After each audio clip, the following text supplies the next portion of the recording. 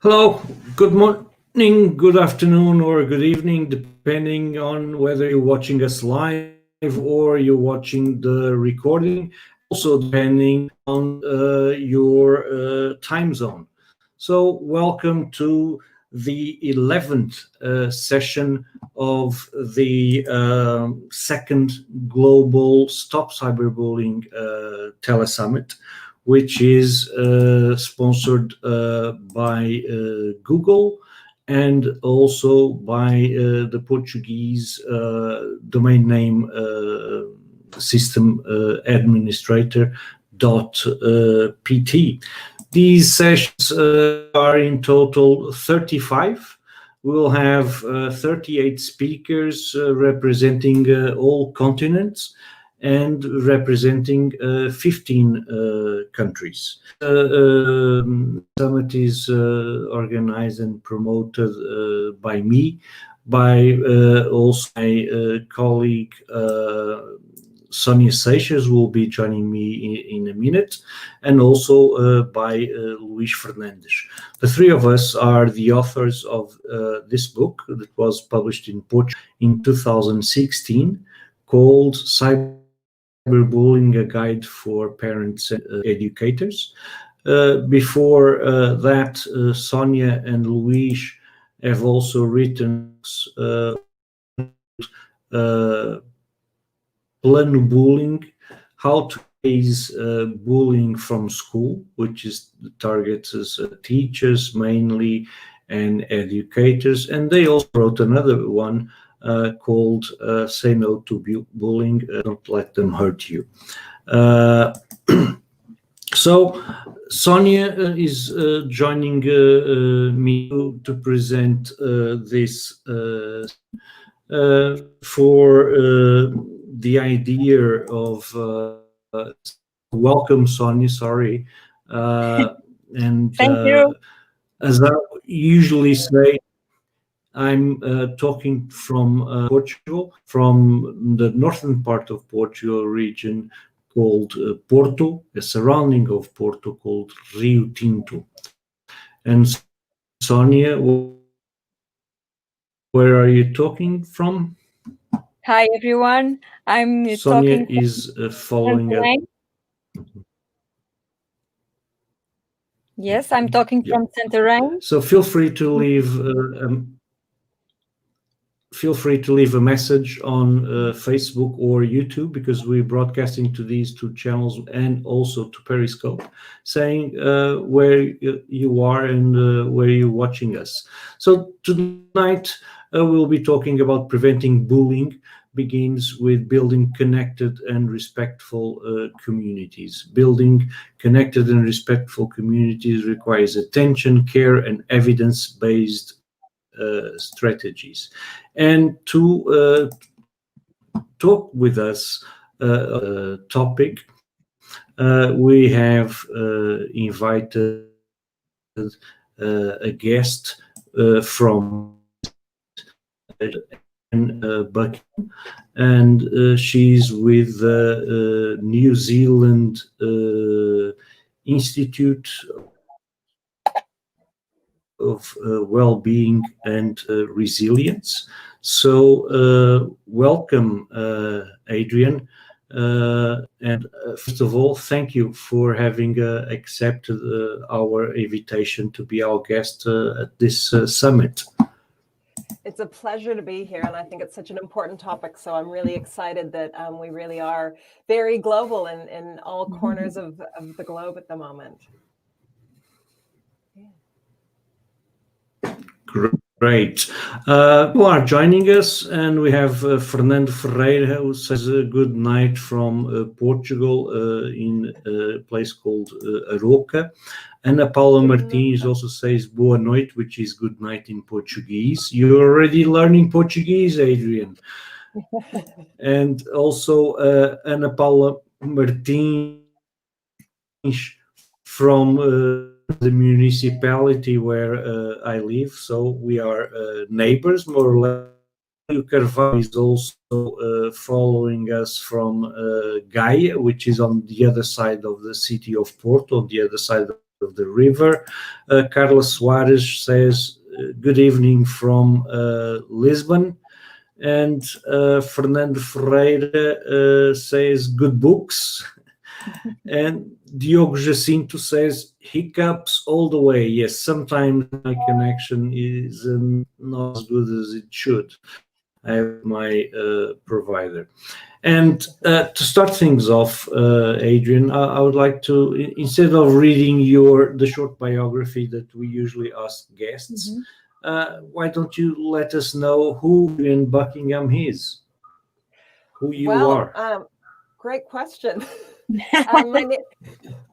Well, originally, I was born in Canada, and I was born into a military family. So we moved around a lot. So I attended lots of schools as I was growing up. And I think that really impacted my interest in psychology and also education. And I did an undergrad in psychology in Canada and then moved to New Zealand to do teachers college, and I started teaching about 17 years ago and spent most of my career teaching in boys education, and I've taught in New Zealand, England, and Kuwait. And then in the last 5 or 6 years, I really thought the landscape of education was changing. I wanted to upskill. I really wanted to have some strategies that could help my students when they were presenting me with problems I didn't know how to deal with. I started a counseling degree in 2012 and realized I didn't want to be a counselor. I wanted to be a teacher. So I came across the research of positive education, well-being, and education, and started doing some research in that area in terms of how we can upskill our young people as a preventative measure, not in reaction to what they might be facing.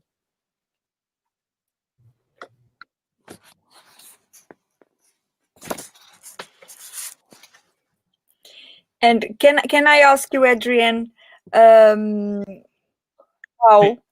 when? You want to follow? What? Tito? You are frozen, I think. Okay. Sorry, Sonia, what were you asking? If you want to ask the question. How and when did you got interested with this subject? It was how you were saying you were in a military family, right? So you go around from country to country and school to school. It was your first impact when you get interested in this subject, or it was later on? I think I was always interested in what it meant to fit in, how to build relationships, and I didn't sort of realize that's what I was doing, but it was just survival as I was growing up. And then of course when I went to study, I studied English literature and psychology. It really drove home sort of what had been driving how I had behaved. So that's sort of how it went. And then working with teenagers around the globe, that it didn't matter sort of what subject I was teaching or what country I was teaching in. The needs to belong, the need for security, the need for connection was the same. And that universal human experience is the part that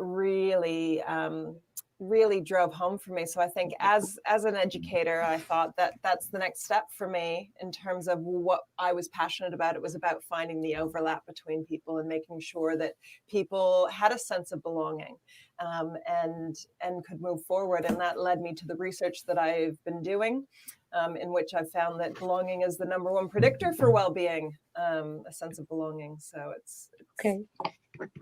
I didn't make the connection to my own childhood until quite recently. Okay.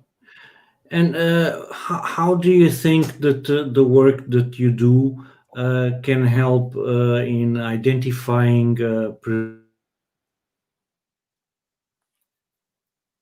and intervene and intervene and tackle cyberbullying? That's it. I think what everyone is looking for ultimately is a sense of being seen and belonging. And if we can make sure that individuals' needs are met that way, In theory, we can prevent some of the behaviors that are classified as bullying. That we know that when people feel excluded, that when we know, and we'll go into the research around this, when people feel excluded, they will undermine, they will sabotage, and they will destroy relationships. And a lot of times, and you can see this playing out in very real time in schools, that that when kids don't have a good, solid sense of belonging, they create one by creating someone else to be the outsider, and they find a target. So I think if we can create more tolerant and inclusive communities, we, one, reduce the behavior that is classified as bullying, but two, we also up the resources and the skills for people to navigate what can be really challenging social landscapes.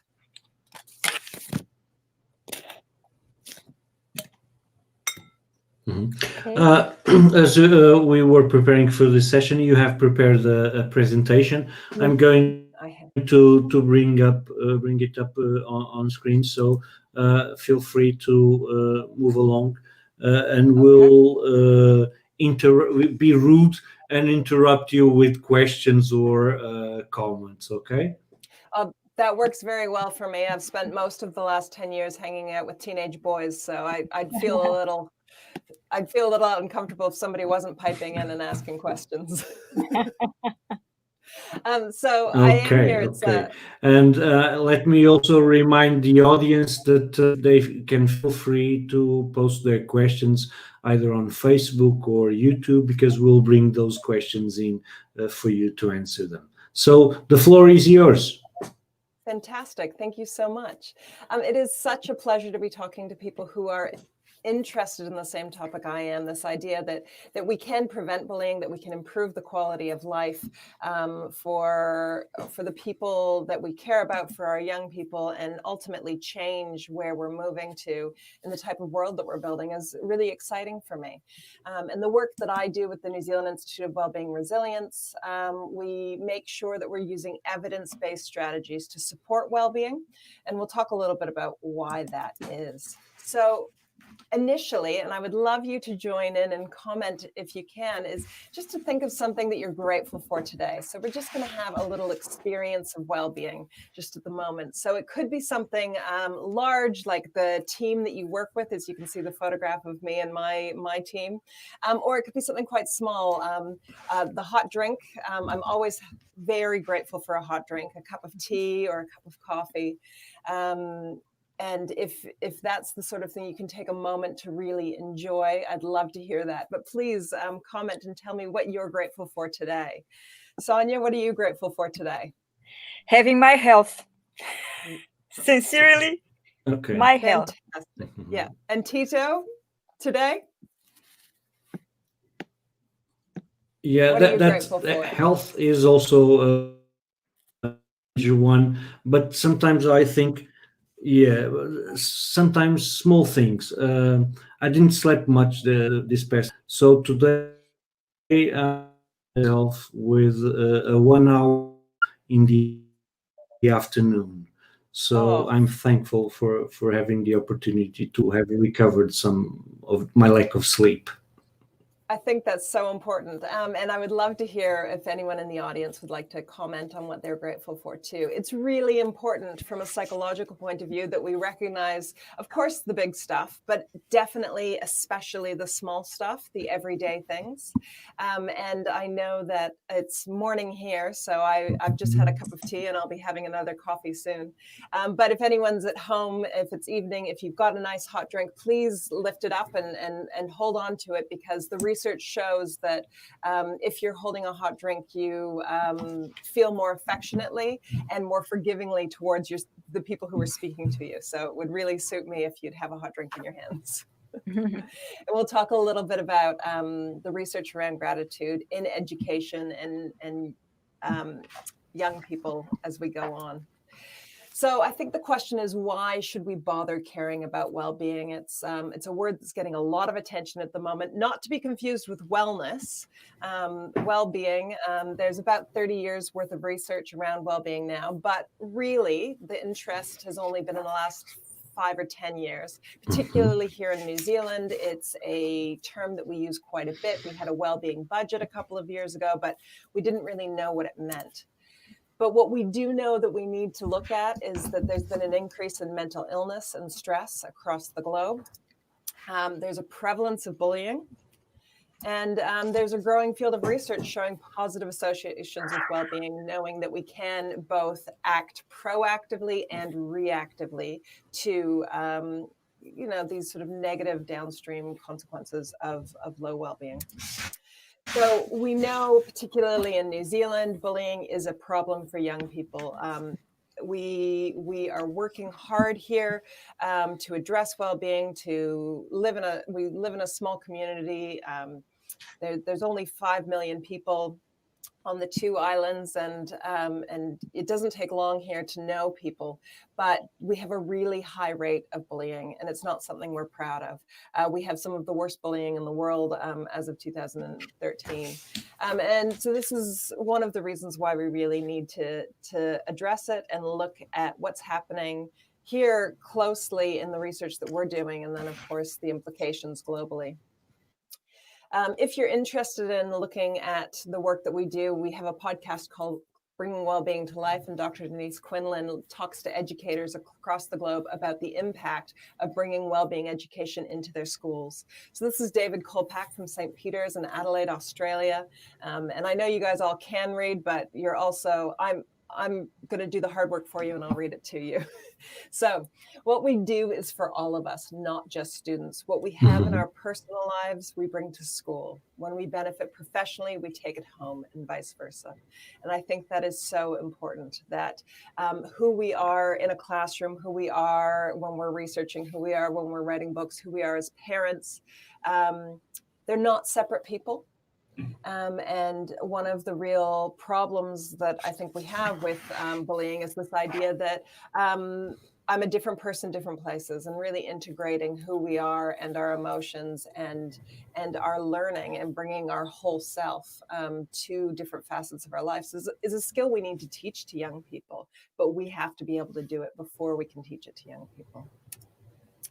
What we know from the research, Sue Robinson did some lovely analysis of the research, that we know that improved levels of well-being in an educational setting, so particularly in schools, that it's associated with better academic results, greater levels of participation, stronger social and emotional skills, which is really what we're talking about here when we're talking about preventing bullying, higher levels of optimism, greater level of self-control, also very key.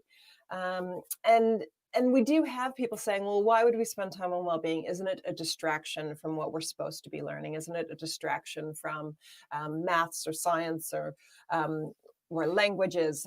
But what we know as educators is, if we look to the left-hand side, depression, hopelessness, anxiety, behavior problems, those are the real distractions in education. So if we can be proactive in looking at well-being and teaching the skills of well-being to prevent these things that get in the way of learning, that get in the way of relationship, then it's worth our time. It's an investment. It's not a waste of time. We know from the research that well-being can be taught. You can read this if you want, but I'm going to summarize it, so don't feel like you have to. Adler and Seligman did big scale research. So it was 68,000 students in Mexico, 700,000 students in Peru, 8,000 students in Bhutan. So these are big numbers. And what they found was that, one, you could teach the skills of well-being. That we know the capacity for resilience is not a fixed trait, that we can build it and grow. And two, when they did teach, or when we do teach well-being, when we do improve well-being skills and resilience skills, that academic performance increases as well. And that's worth considering for a lot of educators. But I know that because we're here at the Anti-Bullying Summit, that's not the bottom line for us. But it's certainly worth considering that relationship between well-being and performance.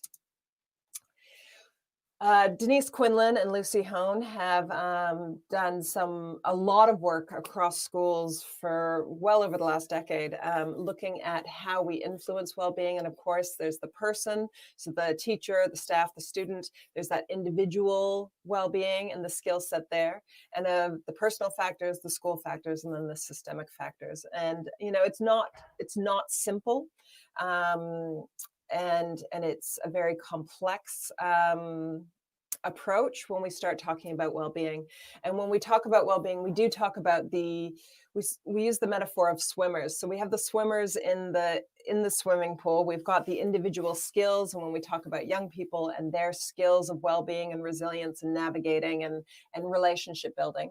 But we also have to look bigger than just the individual swimmer. We have to look at the swimming pool. We have to look at how crowded the pool is, how many people are involved, whether or not the water is toxic, whether or not the tiles are cracked, and looking at that bullying doesn't happen in a vacuum. It's not one person and one particular behavior and one particular choice. It happens in a context. And so understanding the well-being of the wider context and boosting the well-being of, the very complex dynamic environments that our young people are a part of is how we make progress. But yeah, not simple. So what is well-being? And there's a lot of definitions around this. Dr. Lucy Hone settled on this particular definition that we use when we do our work in New Zealand. And it is Keys and Inez from 2009. And their definition is feeling good and functioning well. And I really like this definition of well-being because it's got the hedonistic, enjoying life, that life is worth showing up for. But it's also the idea that we have roles, we have jobs, we have responsibilities, and how we show up for people matters. Doing the jobs that need to get done matters. And if we take a look at the problem of bullying, there's often a problem of both feeling good or not feeling good, and a problem of functioning well. Because if we are bullying in our relationships, that's not functioning well, that's not showing up. And what drives us to do that? And a lot of times it's our emotions and our behaviors and how we're feeling. So another way we talk about well-being is this idea that it's a balance, that we have a certain number, we have resources, we have psychological, social, and physical resources. And then we have the challenges that we're faced. And generally, if we're going along, we've got our resources, we've got our day-to-day life. If something major happens, we get knocked out of balance. Now, a lot of parents have a gut instinct of if their child's well-being gets knocked out of balance, we have a gut instinct to reduce the challenge. We want to protect our child. We want to stop what is happening in order to sort of protect the well-being of our child. But what we actually probably need to be doing is upping the resources of our children and our students, because we can't control the challenges for long. And as we know, particularly with cyberbullying, particularly with the world of the internet, the older our young people get, the more they have access to the world, the less we can control the outcome. So we really need to allow our young people to build the psychological and social and physical resources before they need them.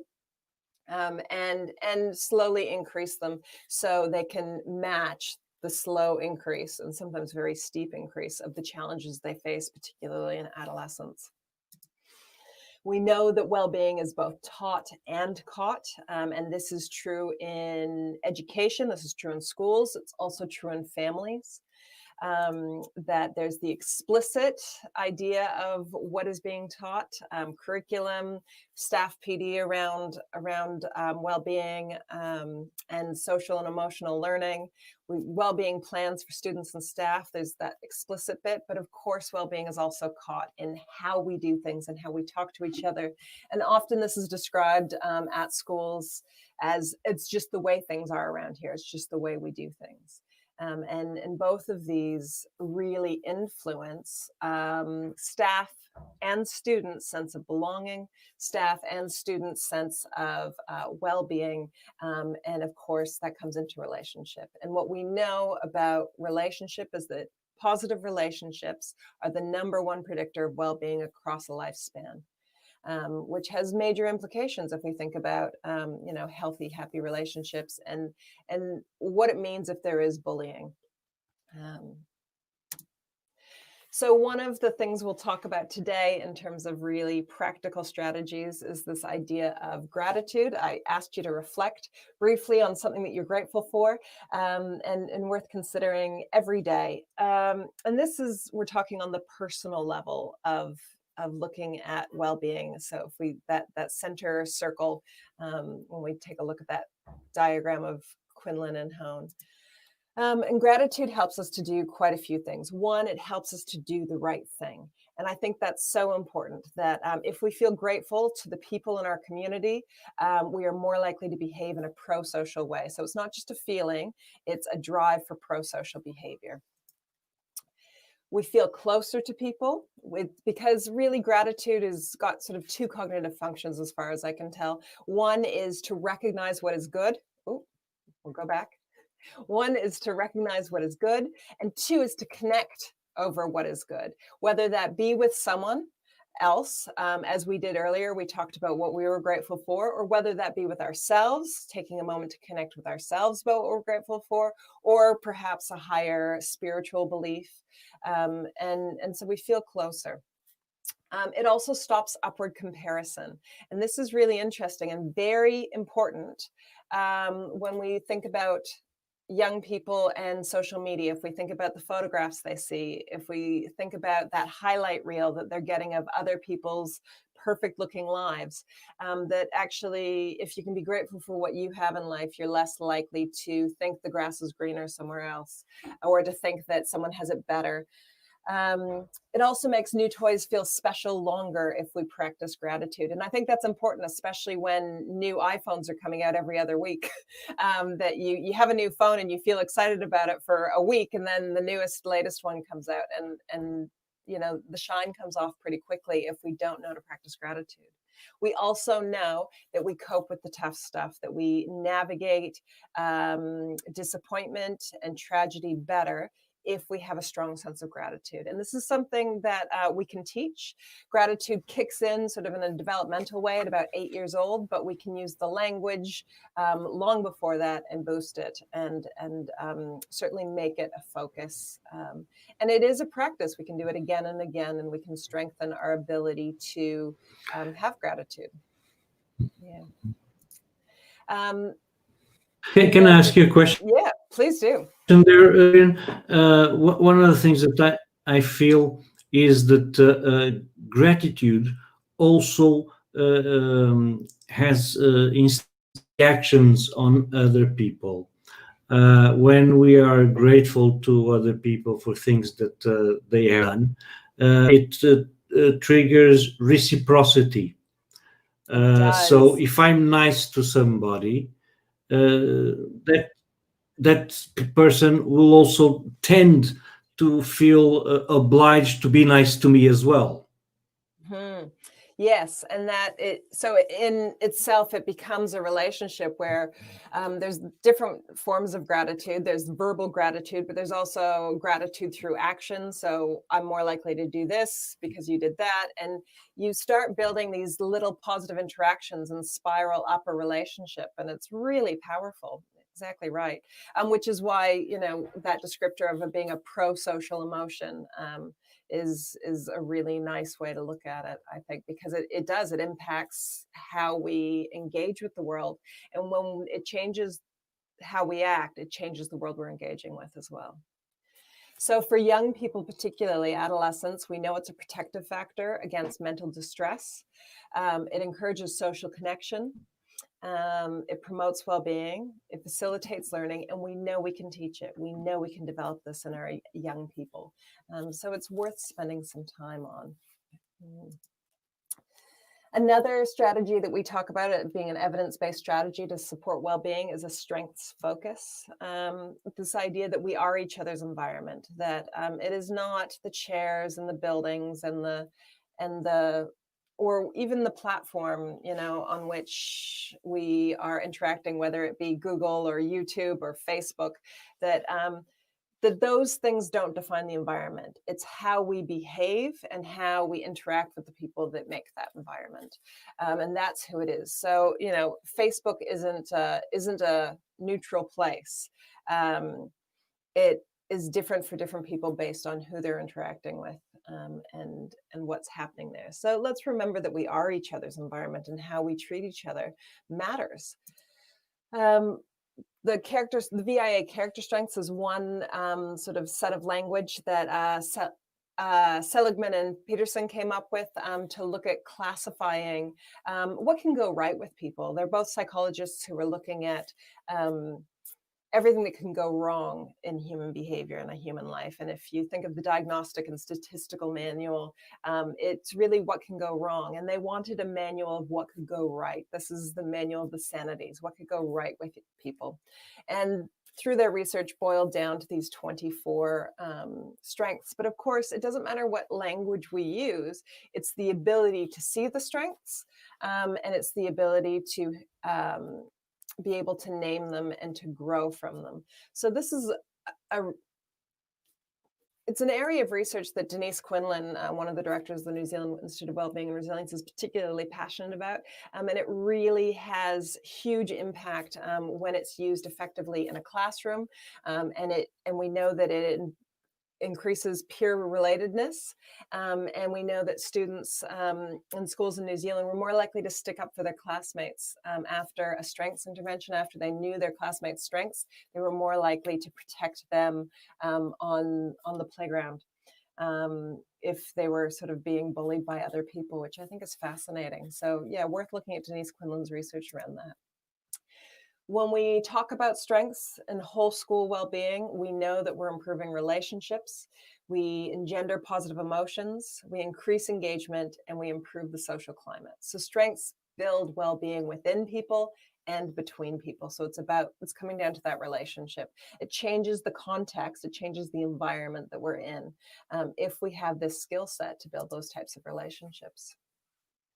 We know that teacher strength spotting drives student benefits, that if the teacher's doing it, like anything in education, that we know the research is there, we know there's evidence-based strategies, whether, from my time in education, sustained silent reading or whatever it is, it doesn't work unless the teacher is role modeling it and showing it. And that's what we need to be teaching to our young people. How do we interact? How do we treat each other?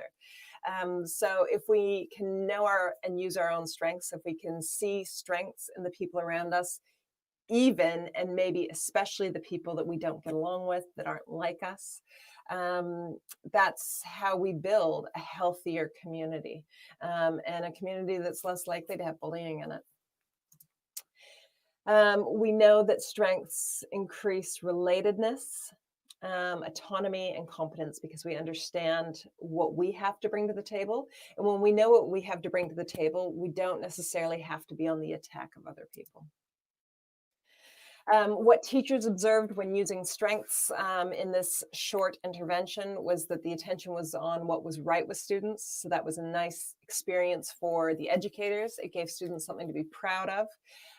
Strength-specific positive and corrective feedback made those interactions a lot more positive conversations, even if they weren't talking about positive behavior. It's a common language that is sort of shared value. And it really improved acceptance of different students. Quieter students were speaking up, and again, that relatedness comes down to it. So this is a really interesting skill set and very practical way to employ relationship building for young people who maybe don't have the skills. So worth taking a look at VIA character strength and this research if you are working with young people, because we're talking about progress and we're talking about feedback about character. It doesn't have to be based on performance. Things don't have to be going well to use a strengths focus. And that's really important. What we know that students realized when having a strengths intervention is that they reported back that it felt good to have strengths. And that it just became part of how they thought about things. It was automatic. And they both enjoyed having their strengths recognized, but also enjoyed seeing strengths in other people, that boosted their well-being, their ability to override their negativity bias, to see what was good in the people around them, improved their experience. And that's really worth considering. We know that strengths unlock well-being, that if we are aware of our strengths, it increases, and this is in adult research, we're 9 times more likely to be flourishing psychologically. And if we know what our strengths are and we know we're using them on a regular basis, and that's at work, at home, in relationships, in our online interactions, it's 19 times increases our odds of flourishing, which is pretty powerful if we think about the impact on ourselves and the people around us. Belonging and inclusion is really the number one. It's the crux of well-being for me and education and the research that I've done. So if we take a look at all of these factors that we talked about before, at every level, we need to have a sense of belonging. There's that individual level, between people in classes, in departments, and of course, in the community or the country on a much bigger scale. So when we start to think about, why we might have a sense of belonging on a personal level, or in a classroom, or in a country, or in a nationality, it's got some pretty significant impacts. We know that humans need connection, and in relationships, and this is relationships in the classroom, but this is relationships online. And I sometimes think we discredit how important online relationships are in terms of a positive sense as well as the negative. Is we're seeking acceptance, we're seeking validation, and we're seeking people that care for us. And maybe we're not looking in the right places for that, and that's worth considering. But we don't know unless we know what we're looking for. I talked earlier about how sort of unconsciously, as a child and an adolescent, I was looking to fit in and find my people and see where I was. But it's a really different thing to be aware that actually it's a normal human need, that you want acceptance and validation and caring. And what's the best place for you to get that? And if we sit down with our young people and say, hey, what are you looking for here when you're online? What do you want? What's the feeling that you're seeking? And what's the best place for you to get that online? I think we're really quick to just say, oh, well, turn off the screens and go outside and play and live in the real world. But actually, the cyber world is the world that a lot of our young people live in. So we want to talk about where we can be going to get the healthiest versions of these relationships. I already mentioned it's the single biggest predictor of well-being across your lifetime. And the idea of reaching out and connection are resilience competencies that you actually need to be able to do both of these to navigate really tricky times. And also worth noting here that reaching out, the ability to make that first contact, and the ability to maintain connection are 2 different skills. And I think we probably have met people often that have one of these skills, but not the other. And we actually need to practice to be able to maintain both.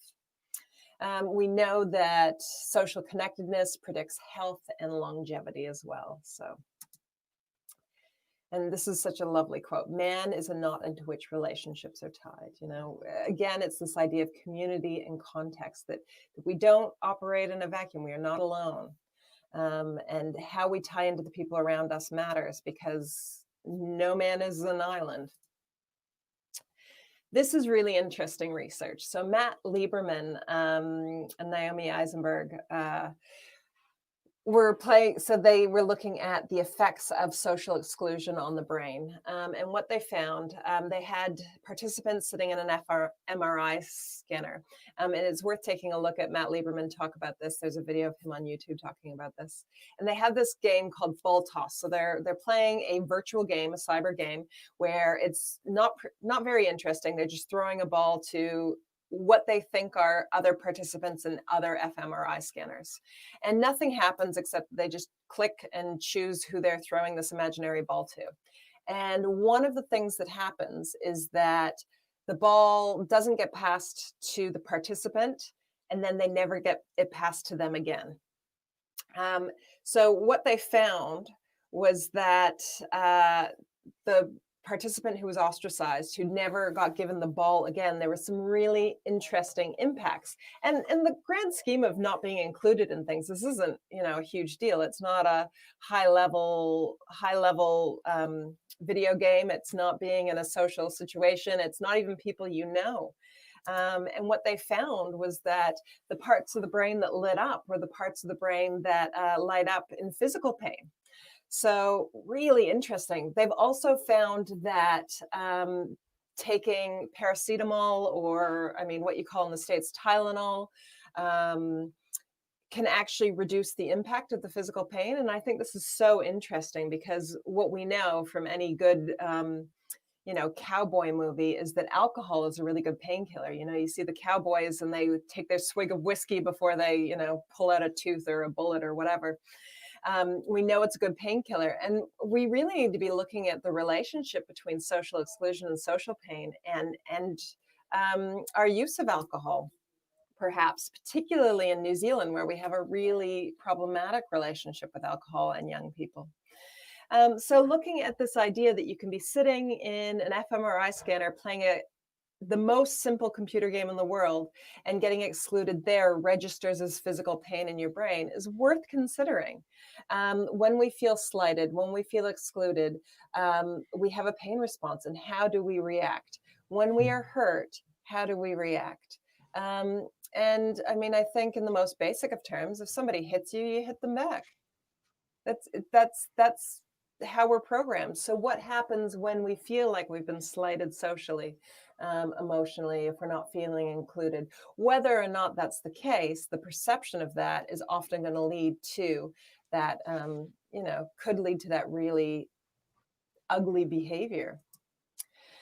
We also know that the effects of social exclusion has an impact on long-term self-esteem. So this cyberball game that was recreated here by Otago University here in Dunedin, New Zealand, what it found was that it had a huge impact on the self-esteem, particularly of emerging adults, that if they were ostracized, their self-esteem took a dive at any age, but particularly that emerging adult age.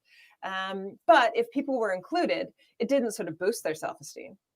It's really interesting, isn't it? So if they're included, the status quo stays. But if you're excluded, that really knocks you around, which again looks back at that idea of, sometimes we do need to really pay attention to what we're grateful for, and recognize if we're being included, and recognize so that actually has some buffering around the times that we do face rejection or exclusion. What we know when people are excluded. What would be the explanation for the fact? What would be the explanation? Exclusion is felt as a pain, inclusion has no effect. How do you explain that? Because it counters logic. It does. Well, it does have an effect. Being included does have an effect. But in terms of long-term impact on self-esteem, it sort of just maintains self-esteem rather than boosting it. So I think based on the theory that we are social creatures and we expect to belong, that actually if we belong, things are fine. If we don't belong, then it's problematic, rather than an elevated social status. Does that make sense? Yep. We have a question here. Abílio Carvalho is asking, at a time when the pandemic speaks of distancing, how to maintain social contact without the affection of contact? Yeah, that's a really tricky one, isn't it? I think the thing is that we need to. Sorry, I've just realized I'm playing with the screen. What we realize is that social distancing doesn't necessarily mean social disconnection. There's distance, but that doesn't mean we should lose intimacy. And we do have to make an extra effort to override the fact that we're not getting to spend the time with people, that we're not getting the eye contact, that we don't get incidental social interactions. So we have to be really intentional about it. We have to be really planned.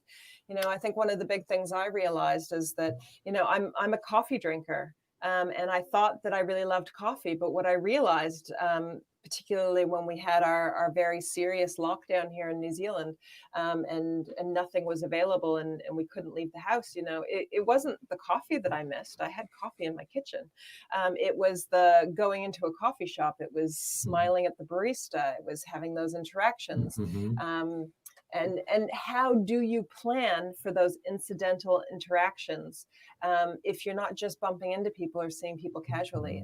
So we have to be deliberate about choosing to connect, and replacing our normal conferences with online conferences, or our normal staff drinks with online conversation. But there's absolutely no doubt that one of the major challenges of the climate that we live in at the moment is that sense of isolation, and we are feeling ostracized, whether or not it's intentional, whether or not there's good reason. A lot of us are lonely. A lot of us are registering more pain. Well, one of the things that we discussed in a previous session was I personally think that the phrase social distancing is a very unfortunate one, because what we really should do is to distance ourselves physically and not socially. So I get that gets in line with what you was asking. The key, I think, is not to social distance, but to physically distance. I think that's a great turn of phrase to think about how we do still stay connected socially, even if physically we're not in each other's space. So yeah, those phone calls, the Zoom calls, the texting. I've had lots of young people get back into letter writing and postcard sending, and thinking about, how we can do it that isn't in a physical way. Because what we know is that if we're feeling excluded in both genders, it's depressed mood. And I imagine we've all had an experience of this at some point this year. Increased anger in both genders. And if it's not addressed, particularly in a work setting, and we're talking about adults here, people will withdraw their effort, and they will sabotage an organization or leave. And sabotage, we can think about this in the largest sense of the term. If we think about really, really horrific events we've seen happen in schools around the world, but also on a less dramatic scale, we see this with adults all the time, that they'll sabotage the reputation of where they work, or of the people that they work with if they're feeling excluded. And I think we've all seen this, and how people behave. Now, of course, people, and when we talk about students can't leave sometimes. They can't pick up and go to another school or exist somewhere else. And one of the real challenges we know of the 21st century is that they can't just go home and be away from where they're feeling excluded, that it's happening, it's 24/7. And they have access to it all the time. So it's really, if we can build connected, inclusive communities to prevent this, that's the ideal. Of course, that's not always going to happen. So I think one of the questions is to consider is it okay to be different in your school? And or in your family, or in your town? And who of the students and staff might say no? Because I think it's very easy to consider that people are looked after and okay if they've got other people that are like them, and that really validates the experience. And we really need to move from this idea of fitting in. So I mentioned the military upbringing, this idea that, you know, we fit a particular idea. We dress a certain way, we walk a certain way, we act a certain way. And this is how a lot of schools work, that there's a status quo, and we have to show up, and we have to fit in, and we have to assimilate. And we really know from the research now that we actually have to move on from this. We can't just expect people to fit in. We have to start making room for people. And when we think about that, those two different paradigms, the idea of fitting in, who is the pressure on? Who's the onus on there? And of course, it's on the individual. But when we say, actually, no, we need to make room for, it's about the whole community. It's about every individual, and how we create space, rather than telling somebody to fit into the box or the small amount of space that we leave for them. Particularly in New Zealand, we've done a lot of work with looking at cultural responsiveness, looking at our Indigenous people using Māori language, which is specific to New Zealand. As you guys know, we had a horrific terrorist attack last year, and we have really had to look at how we are making sure that our Muslim community is feeling safe and created space for, looking at what that looks like on a large political scale, but also what that looks like in a classroom, what that looks like on a schoolyard, and how we see members of our community represented and looked after and protected for, and how we work together and use those evidence-based strategies to make sure that we're building well and connected communities. So this is the fantail, or a piwaka waka, which is a particular bird to New Zealand. And it's just this idea of how can you make room for people? How can you create space for someone to bring who they are to the table? Not expecting them to change their behavior, but allowing them to bring what they want to bring to the table. And how do we do that? Which is a really tricky question. And of course, it's different for different places. But if you think about a time that you were made to feel included, made to, in a sense, that you had a sense of belonging, perhaps in a place that you've worked, when did you know that you belonged? And I think for me, I worked at one school where once the person next door to me knew how I liked my tea and would bring me a cup of tea every once in a while. I knew I was sort of being included, getting looked after, seeing myself for differences. Or, we had a librarian who always remembered everybody's birthday and made a big deal of that, and how we have those human connection moments, and that's how we build that relationship and that sense of not just me as an individual, but me as a part of this organization and this larger community. So thinking about how we can do that, and particularly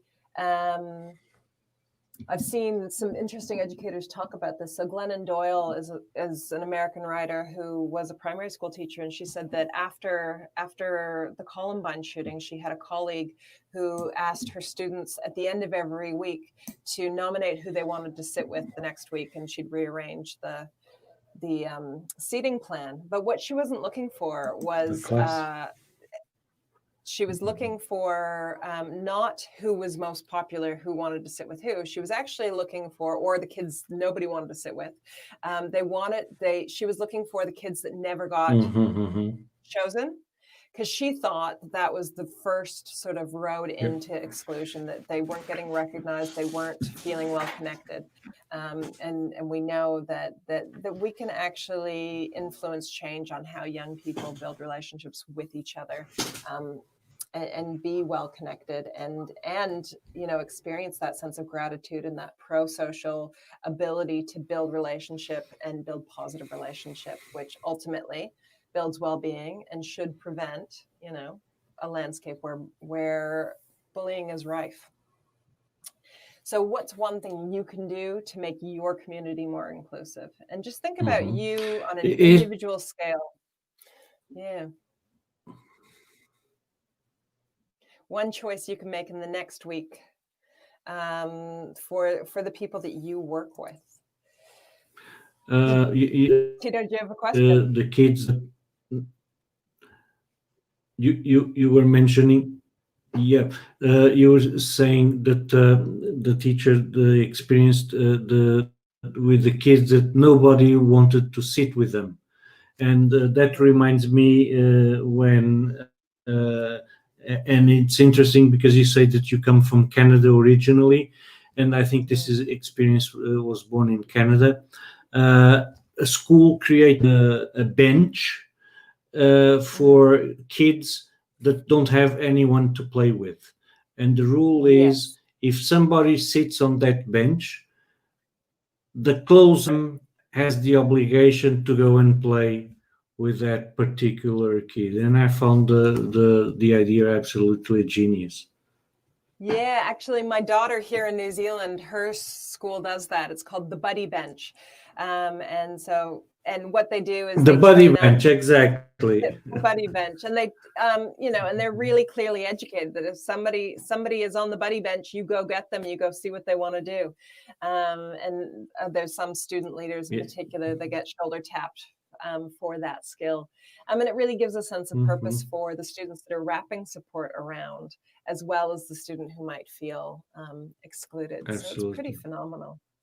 A really simple route to acceptance and valuing people is to find out what you have in common with someone. And this is a great activity. It's evidence-based, and it's a really fun activity to play with young people. And you put people in pairs, and you give them 2 minutes to find out everything they have in common. And listing through, and I've done this with small children, I've done this with 7 and 8 year olds, I've done this with teenagers, and I've done this with my peers and people that I've been working with, and it's a great activity. I did one interaction with a woman that I was working with at a school up north, and we'd never met before, and we spent 2 minutes finding everything we had in common. And I couldn't tell you now any of the things we found we had in common in that 2 minutes, but every time I see her now, whether it be at a conference or if I'm up there doing PD, we immediately make a beeline for each other and give each other a hug, and it's that feeling of connection. That actually we have to make a really intentional choice to see where we overlap with people. But it's a fun activity to spend 2 minutes just finding out what you can find in common with someone. And the brain is wired to connect. And if we can find our overlap, it's going to make a safer, happier, healthier environment for us. Great. So I think the thing is that we really need to consider how we're going to move forward. We do the Pink Shirt Day here to stand up against bullying, and really think about how we do value each other, how we find strength, how we find where we overlap, and how we make room for difference, is all part of what it means to make a really healthy, resilient community. And hopefully really address some of the uglier sides of human behavior, because we know we're capable of great kindness and great compassion given the right circumstances. So it's about creating those circumstances. Thank you so much. This has been such a pleasure to talk about. Does anybody have any questions? That's kind of the end of my...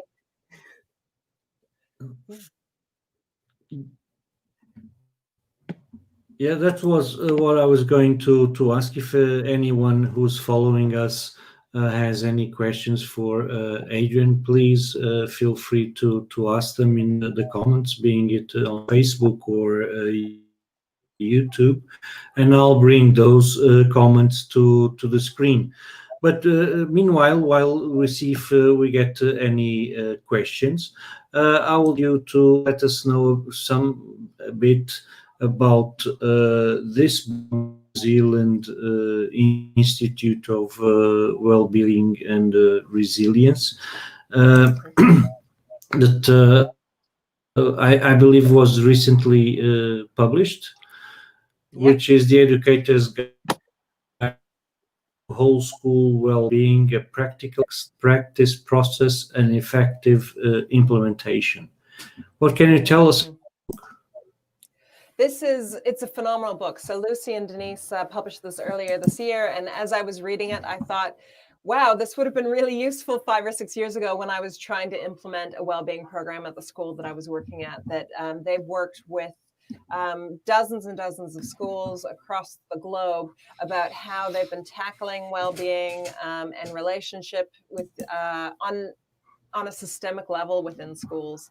And it's really about looking at population positivity and dealing with the well-being of the whole community. So not just students or individual students, it's a universal look at how we look after our staff, how we look after the wider community and the families that wrap around these young people as well. It's a really useful book, really good practical steps, and a lot of case studies from what other educators have gotten up to, what went right, what didn't go right. And it nicely goes hand in hand with a podcast called Bring Wellbeing to Life, and each chapter has recommended listening as well as extra reading. So it's really about empowering educators to have access to the information they need to best tailor well-being research to their school context and their communities. Okay. If anyone has any questions, please do ask them in the comments. The New Zealand Institute also has a section on resources and publications. Can you tell us a bit what people can find on this page? What type of resources and publications they can find? Yeah, so there's research, there's published journals, peer-reviewed journal articles from Denise and Lucy. There are videos. Lucy Hone did a great TED Talk on the 3 keys to resilience. There are links to mindfulness. There's also online courses for well-being and action. So looking at bringing whole school well-being, navigating well-being change within school communities, and that's all available on the website as well coming up. So if you're interested in further educating that way, and just looking at interviews, videos, podcasts, and extra reading around these topics. It's a pretty wide field, but if you're really passionate about looking after young people and changing education so we can improve the world that we're sending our young people into, and the world that we inhabit, I think it's a great place to take a look and ask some questions.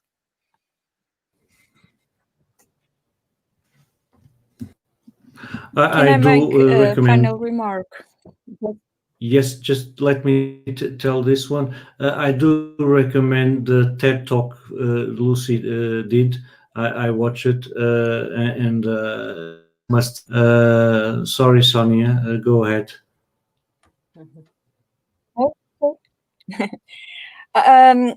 I thought the idea of increasing psychological and social resource that you talk about is very interesting, instead of eliminating the challenges like cyberbullying, because you cannot control them. You said that marvelous.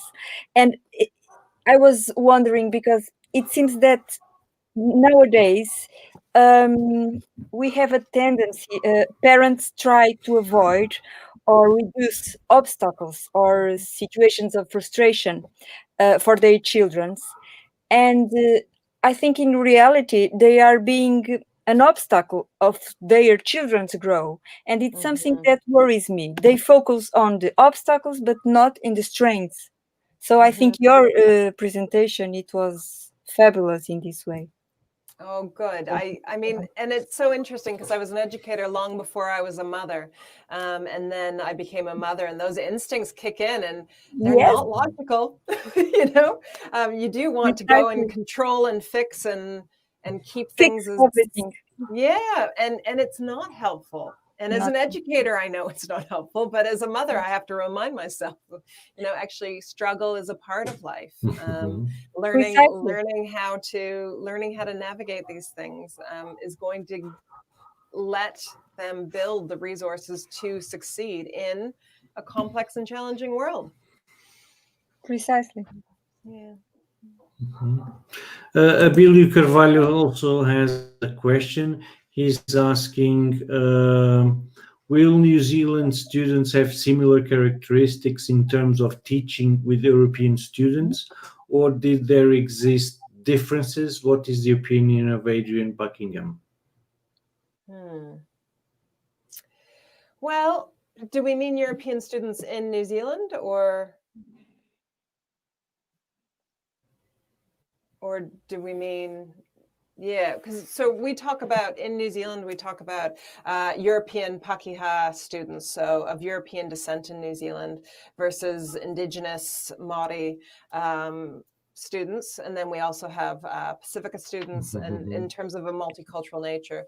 So we certainly have in New Zealand an education system that's very much built on a traditional English curriculum, and as a result hasn't been particularly inclusive. It's only now become a political discussion that we need to be teaching New Zealand history in schools.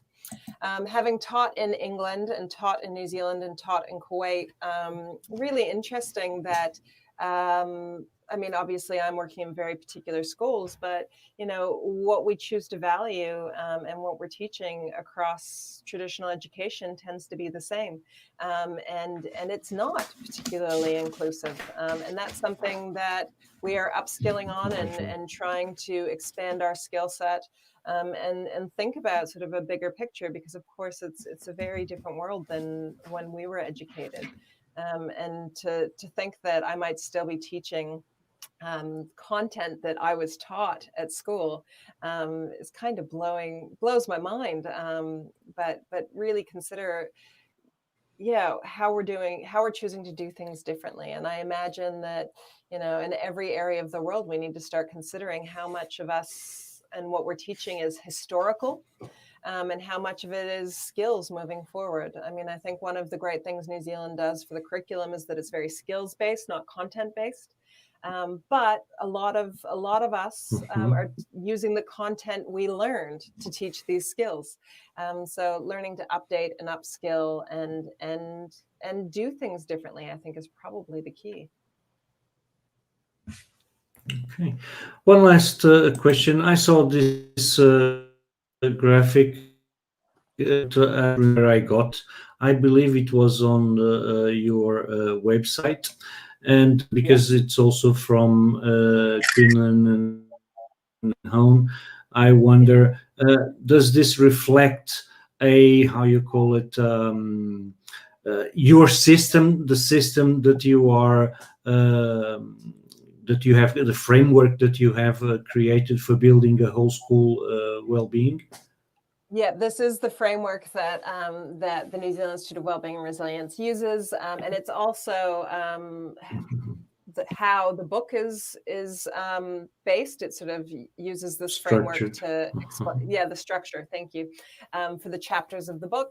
And of course, we know that in education, there's that spiral of learning, collecting, engaging, and then of course reflecting and carrying on. So looking at identifying the opportunity, and that's really what you guys have done here, is identifying the opportunity and assessing the readiness for change, looking at what are the challenges we're facing, what are the problems, and then the next step, gathering information not just from students or not just from teachers, but the whole school community, including family.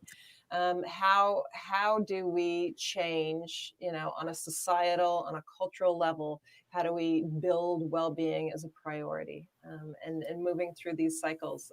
And it looks different for every school. It looks different for every situation it goes into, but it is a really useful framework and structure to look at what needs to be addressed if you're serious about creating whole school well-being. Okay, so basically, is the structure for the book. So, in order to familiarize yourselves with the framework and the process. Adrienne, thanks a million for accepting our invitation. It was really a pleasure. Thank you so much for having me. It's such an exciting conversation to be having across the globe. I'm so pleased that I don't know if Sonia has any additional. No, just thanks. so much for your presence here. It was very enlightening, and I see you. Okay, thank you, and thank you, Carla. Okay. All right. And Take care. let me, just give me a minute to show tomorrow's session. We'll have one session in the evening at 9:30 Portuguese time. We'll be presenting Maria João Liotte Carvalho will be presenting the data from the UNIDS online from 2017 to 2019 on children and online aggression. And with that closes this first week. So we'll be back tomorrow at 9:30, and then we rest during the weekend, and we'll be back on Monday with additional sessions for the second week of the event. Adrienne, nice day. We're going to have a nice, because it's almost time. And enjoy your weekend as well. And thank you once again for thank you so much, Adrienne. Thanks so much. Bye. Bye-bye. Bye.